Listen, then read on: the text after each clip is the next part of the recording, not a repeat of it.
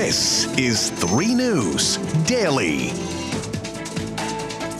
Hello and welcome back to 3 News Daily on this Friday, May 5th. I'm Stephanie Haney here with the stories that matter most to you here in Northeast Ohio. And today, there is finally closure in a long-standing criminal case. A serial rapist has finally been sentenced for a rape that happened decades ago thanks to advanced DNA testing.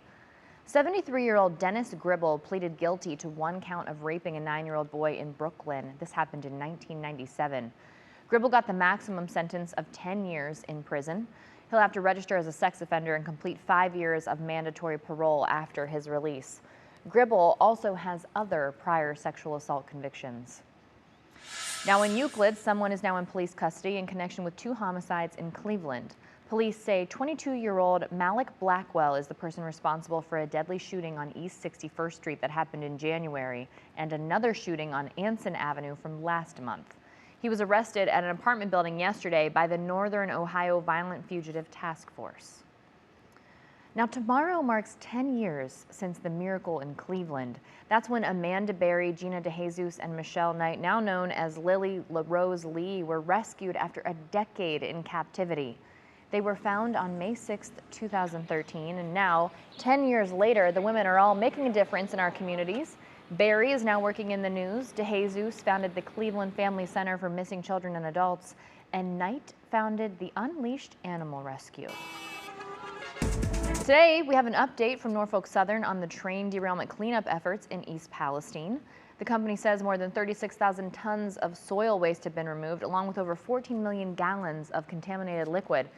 U.S. Senator Sherrod Brown recently met with Norfolk Southern's CEO Alan Shaw to talk about Ohioans' concerns over the derailment.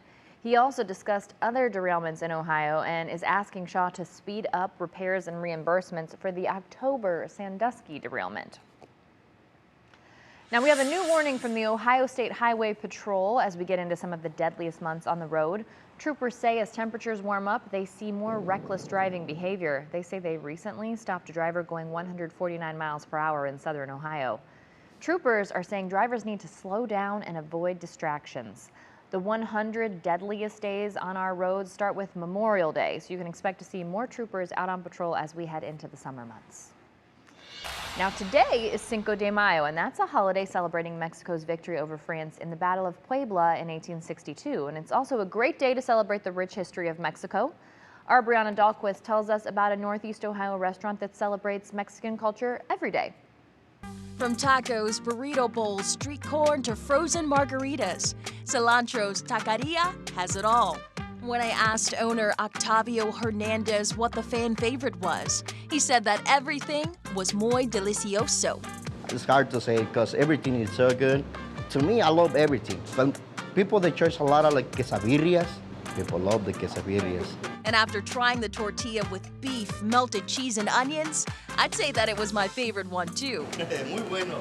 For 3 years, Hernandez has been sharing his rich Mexican culture and heritage right here in Northeast Ohio. He says his biggest inspiration to starting his restaurant is learning traditional dishes from his mother. She started me like I'm making my own food.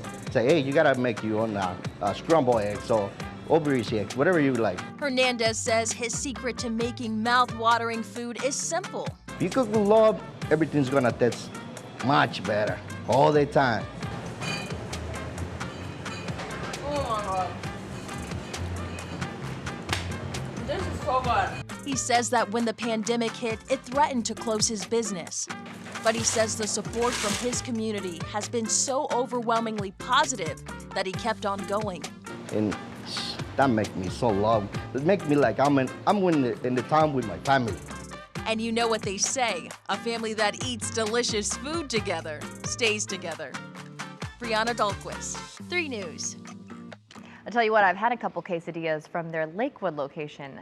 Very muy delicioso. They've also got a spot in Shaker Heights and North Olmsted, and they've got vegan options if you don't eat meat like me, just so you know. They've got a special today on margaritas and appetizers today to celebrate Cinco de Mayo as well. All right, now to travel news. As Frontier Airlines starts up new nonstop flights from Cleveland, the company says it's thinking about Hopkins Airport as a crew base. This would create 300 jobs in our area and generate millions of dollars in wages. Now, other Frontier crew bases are in Denver, Dallas, Las Vegas, Orlando, Atlanta, Phoenix, Tampa, and Miami. So we'd be in good company. Yesterday, Frontier launched its latest new nonstop service to San Juan, Puerto Rico, hoping to catch one of those flights. Now, you might have noticed that late night talk shows and now Saturday Night Live will be airing repeats. This is because the Writers Guild of America is on strike, and that strike has shut down production on a lot of Hollywood scripted shows too. Arlena Lai talked with a writer and producer from Cleveland who has a close connection to 3 News about the strike.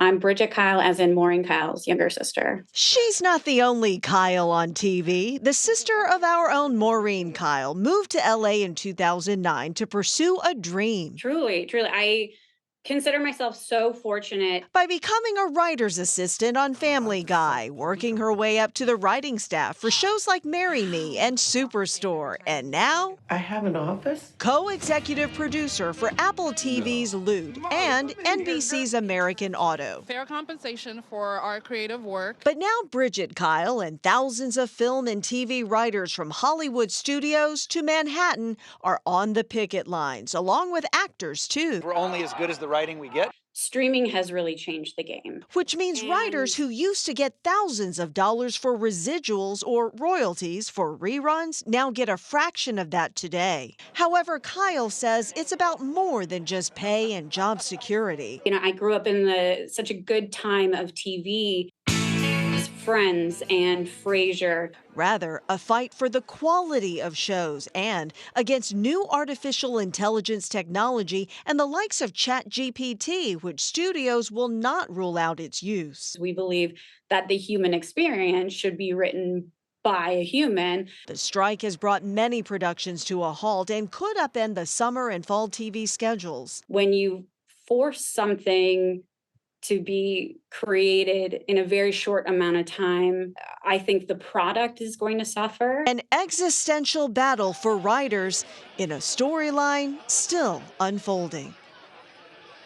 Thank you for that, Lena. That streaming question, that's a big question. See how that plays out will be very interesting. Now, the Alliance of Motion Picture and Television Producers, which bargains on behalf of Hollywood companies, said in a statement that its offer included generous increases in compensation for writers. So we'll be standing by to see what happens there. Now, if you're not watching shows this weekend, you might be out at Cedar Point because the park opens tomorrow. So now everyone can go check out that new roller coaster, the Wild Mouse. Cedar Point spokesperson Tony Clark posted this firsthand look from on the ride. Now, as you can see, every ride on this coaster is a new experience because as the car goes down the track, the car spins and turns. The ride is part of new renovations on the lakefront, which include a new boardwalk and Grand Pavilion. Those gates open tomorrow morning at 10 o'clock.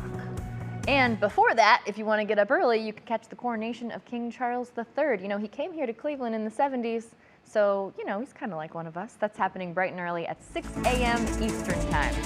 Thanks for being with us for this whole week of 3 News Daily. We'll check you back here on Monday with more of your top stories from Northeast Ohio.